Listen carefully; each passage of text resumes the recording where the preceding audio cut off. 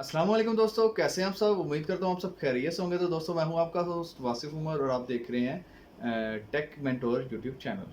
तो दोस्तों last video उम्मीद करता हूँ आप सब ने देखी होगी, जिसके अंदर हमने बात की थी कि what are the peripheral devices. और उम्मीद करता हूँ कि आपको वो टॉपिक क्लियर हो चुका होगा। अगर आपका उस टॉपिक से रिलेटेड कोई भी क्वेश्चन था तो मैंने आपको रिक्वेस्ट की थी कि आप कमेंट बॉक्स में मुझसे ज़रूर पूछिएगा। तो दोस्तों आज की वीडियो का टॉपिक आप लोगों ने पढ़ लिया होगा कि मतलब हमारे पास जो आज का क्वेश्चन है वो है व्हाट इज़ डेटाबेस। और इसकी जो स्ट्रक्चर हैं और टाइप्स हैं इनके बारे में आज हम लोग बात करने वाले हैं। तो दोस्तों सबसे पहले बात कर लेते हैं व्हाट इज़ डेटाबेस। तो दोस्तों डेटाबेस का जब भी कंसेप्ट आता है उसके अंदर हमारे पास सिंगल लाइन जो हमारी शॉर्ट सी डेफिनेशन है वो ये है कि set of logical related data. तो ये हमारी होती है डेटाबेस। अब डेटाबेस के अंदर डाटा किस तरह स्टोर होता है, तो उसके लिए दोस्तों डेफिनेटली डाटा जो हमारा है वो फाइल्स या टेबल की फॉर्म में स्टोर होता है। अब यहाँ पे क्वेश्चन आता है कि what is the difference between file और टेबल। तो फाइल या टेबल के अंदर दोस्तों बेसिकली कोई भी डिफरेंस नहीं होता। जो हमारे टेबल्स हैं उसके अंदर हमारा डाटा जो है रोज़ और कॉलम्स की फॉर्म में स्टोर होता है। और जो हमारे टेबल जो मल्टीपल टेबल्स हैं वो एक फ़ाइल के अंदर स्टोर होते हैं। तो दोस्तों इनमें बेसिकली यही डिफरेंस है। उसके बाद बात कर लेते हैं कि डेटाबेस का स्ट्रक्चर। दोस्तों डेटाबेस का बेसिकली 5 किस्म के स्ट्रक्चर्स अभी तक एग्जिस्ट करते हैं। जो सबसे पहले और जो ओल्ड उसका स्ट्रक्चर था जो मार्केट में आया था वो हमारे पास था हायरार्किकल स्ट्रक्चर। अब दोस्तों हायरार्किकल स्ट्रक्चर जो हमारे पास उसकी अगर बात करें तो हायरार्किकल स्ट्रक्चर कौन सा होता था कि हमारे पास एक टॉप जो नोड होती थी, पेरेंट नोड होती थी, उसके बाद उसकी जो ब्रांच वो आगे निकलती थी, जितनी भी उसकी ब्रांचेस या टाइप्स निकलती थी। तो दोस्तों ये हमारे पास सबसे पहले हायरार्किकल स्ट्रक्चर मार्केट में आया डेटाबेस का, और इसी तरह लोग जो उसको डेटाबेस को डिज़ाइन करते थे। बट दोस्तों इसका एक डिसएडवांटेज, जो सबसे बड़ा डिसएडवांटेज वो यही था कि इसके अंदर सिर्फ वन टू मैनी रिलेशनशिप था। तो वन टू मैनी रिलेशनशिप मतलब एक ओनर है, ओनर एक ही है, उसके मल्टीपल आगे से एम्प्लॉयज़ हैं। अब मल्टीपल एम्प्लॉयज़ के मल्टीपल ओनर्स नहीं हो सकते इसमें, ठीक है, ये इसका ड्रॉबैक है। अब डेफिनेटली एक कंपनी के मल्टीपल ओनर्स हो सकते हैं, ये एक एग्जांपल लेकर चल रहे हैं। और इसी तरह अगर हम इस हायरार्की के अंदर डाउनवर्ड मूव करें तो और ज़्यादा कॉन्फ्लिक्ट्स हमारे पास देखने को मिल जाते थे। तो इसके बाद इस जो प्रॉब्लम को ओवरकम करने के लिए एक नेटवर्क डिज़ाइन में आया, वो हमारे पास आ गया नेटवर्क स्ट्रक्चर। अब नेटवर्क स्ट्रक्चर दोस्तों क्या होता था, इसके अंदर हमारे पास आ जाती थी कि मैनी टू मैनी रिलेशनशिप। अब मैनी टू मैनी रिलेशनशिप जितने भी थे वो सब इस नेटवर्क स्ट्रक्चर के अंदर एग्जिस्ट कर रहे होते थे कि मतलब मल्टीपल पेरेंट्स और मल्टीपल चाइल्ड्स, ठीक है, एक स्टेप पे खड़े होकर अब मल्टीपल पेरेंट्स भी हो सकते थे और उनके मल्टीपल चाइल्ड्स भी एग्जिस्ट करते थे। और इसके अंदर भी एक ड्रॉबैक देखने को मिला कि इसके अंदर जो हमारा वन टू मैनी रिलेशनशिप था वो ट्रंकेट कर चुका था, वो ख़त्म हो चुका था। तो अब यहाँ पे हमें उसकी भी ज़रूरत थी। तो दोस्तों इसके अंदर उसकी फंक्शनैलिटी नहीं थी इस डेटाबेस में, इसके डिज़ाइन में। तो इसी वजह से एक नया डिज़ाइन जो मार्केट में या कार्यामल में लाया गया, वो दोस्तों जो हम डिज़ाइन अभी भी यूज़ करते हैं उसको बोलते हैं रिलेशनल स्ट्रक्चर। रिलेशनल स्ट्रक्चर में दोस्तों दोनों किस्म के हमारे पास स्ट्रक्चर्स आ सकते हैं, वन टू मैनी रिलेशनशिप भी और मैनी टू मैनी रिलेशनशिप भी। और यही इसी वजह से ये अभी तक कामयाब रहा है। इसके अंदर जो डाटा एलिमेंट्स हैं वो स्टोर्ड होते हैं टेबल्स के अंदर, और रोज़ जो हैं रिप्रेजेंट कर रहे होते हैं रिकॉर्ड को, और कॉलम रिप्रेजेंट कर रहे होते हैं फील्ड को। Can relate data in one file with data in another if both files can share common data elements, ठीक है, इसके अंदर डाटा को रिलेट कर सकते हैं। और दोस्तों इसके अंदर बात कर लेते हैं कि रिलेशनल ऑपरेशंस कौन कौन से होते हैं इसके अंदर, डाटाबेस के अंदर।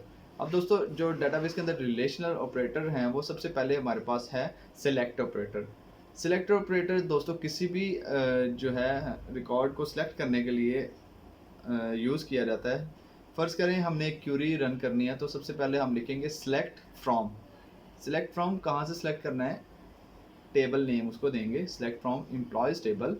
अगर एम्प्लॉयज़ का एक टेबल एग्जिस्ट करता है तो हम कहेंगे select from employees where ID is equal to this this this, और आगे हमने जो भी लॉजिक लगानी है, ठीक है। तो इस तरह से सिलेक्ट ऑपरेटर को यूज़ करते हैं। जॉइन ऑपरेटर दोस्तों दो टेबल्स को आपस में ज्वाइन करने के लिए यूज़ होता है, ठीक है, उसके डाटा को मैच करने के लिए या कंपेयर करने के लिए यूज़ होता है, ठीक है। उसके बाद project, create a subset of columns in a table. अगर किसी भी टेबल के सारे कॉलम्स को सिलेक्ट करना है, उसके देखना है, प्रोजेक्ट करना है, तो वो हमारे पास प्रोजेक्शन में आ जाते हैं, ठीक है। उसके बाद multi dimensional structure. Multi dimensional दोस्तों अब तक का लेटेस्ट स्ट्रक्चर है जिसके अंदर हमारे पास 3D डाटा जो है वो स्टोर होता है। दोस्तों इसका सबसे बड़ा जो एडवांटेज है वो मल्टी डायमेंशनल स्ट्रक्चर का वो ये है कि हमारे पास जो स्पेस है वो साइज इंक्रीज कर गया डाटाबेस का। इसके अंदर हमारे पास क्या है कि एनकैप्सुलेशन है, ठीक है, और वेरिएशन ऑफ रिलेशनल मॉडल, ठीक है। ये रिलेशनल मॉडल की वेरिएशन है। इसके अंदर मैनी टू मैनी रिलेशनशिप भी है और वन टू मैनी रिलेशनशिप भी ये होल्ड करता है। इसके अलावा इसके अंदर डाटा जो है वो 3D फॉर्म में एग्जिस्ट करता है। मतलब क्या है कि हमारे पास इंडेक्सेस बढ़ गए, इंडेक्सेस बढ़ेंगे तो डेफिनेटली हमारा डाटा का साइज भी बड़ा होगा और स्टोरेज भी बड़ी होगी, ठीक है। उसके बाद दोस्तों बात करते हैं ऑब्जेक्ट ओरिएंटेड स्ट्रक्चर। जो हमारे पास लास्ट टाइप है ऑब्जेक्ट ओरिएंटेड स्ट्रक्चर। दोस्तों जैसा कि C++ के अंदर ऑब्जेक्ट ओरिएंटेड लैंग्वेज ने अपना रोल प्ले किया, इसी तरह ऑब्जेक्ट ओरिएंटेड स्ट्रक्चर भी अपना एक इम्पोर्टेंट रोल प्ले कर रहा है और इसी वजह से ये डाटाबेस का पार्ट समझा जाता है इसको, ठीक है। अब इसमें क्या है कि ऑब्जेक्ट्स की फॉर्म में डाटा को स्टोर किया जाता है। दोस्तों आप जानते हैं कि जब हम ऑब्जेक्ट्स की फॉर्म में डाटा स्टोर करते हैं तो हमारी एक तो जो हमारा डाटा है वो सिस्टम डिफाइंड डाटा टाइप्स जो हैं, इंटीजर टाइप का डाटा हो सकता है, वेरिएबल हो सकता है, वारचार हो सकता है, ठीक है, और भी जितनी भी टाइप्स हैं डाटा की। अब इसके अंदर ऑब्जेक्ट्स की फॉर्म में होगा तो दोस्तों यहाँ पे हमारे पास बेनिफिट, इसका मेन एडवांटेज वो ये होगा कि हमारा जो डाटा है वो यूज़र डिफाइंड डाटा टाइप में भी आ सकता है, ठीक है। ऑब्जेक्ट्स को हम अपनी मर्ज़ी से डिज़ाइन कर सकते हैं। उसके बाद जो इसके अंदर बिगर एडवांटेज है like wise of object oriented language, encapsulation. Encapsulation क्या आता है कि combined data and operations, data और ऑपरेशंस को एक जगह पे कंबाइन करके एक हम एग्जांपल लें तो एक कैप्सूल के अंदर जितनी भी मेडिसिन है वो फिल की गई होती है, वो लॉजिकल रिलेटेड डाटा होता है और उसको एक जगह पे अकोमुलेट किया होता है, ठीक है। ये होती है हमारी एनकैप्सुलेशन। और जब तक बात आ जाती है इनहेरिटेंस की तो वो भी इसमें डेफिनेटली जब हम वन टू मैनी या many to many relationship hold कर रहे हैं तो वहाँ पे इनहेरिटेंस भी आ जाती है। और डाटा एब्स्ट्रैक्शन का अगर बात कर लें तो डाटा एब्स्ट्रैक्शन क्या होती है कि हमारे डाटा की जो इम्प्लीमेंटेशन है वो हम हाइड कर लेते हैं और यूज़र को कहते हैं कि आप फंक्शंस यूज़ कर लो, बट उसकी जो इम्प्लीमेंटेशन है वो हम हाइड कर लेते हैं यूज़र से, ठीक है। इसके अंदर हम ये देख रहे होते हैं एवोल्यूशन ऑफ डेटाबेस स्ट्रक्चर्स। जो है सबसे पहले हमारे पास हिरार्किकल स्ट्रक्चर आया था, उसके बाद जो हमें मैनी टू मैनी रिलेशनशिप नहीं होल्ड कर रहा था तो उसके बाद नेटवर्क स्ट्रक्चर आ गया जो कि मोर फ्लेक्सिबल था हिरार्किकल स्ट्रक्चर से, बट फिर भी unable to handle ad hoc request, ठीक है। अब एड हॉक रिक्वेस्ट क्या होती है ये आप लोगों को इंटरनेट से सर्च करना है और अपने कमेंट सेक्शन में मुझे भी शेयर करना है, ठीक है।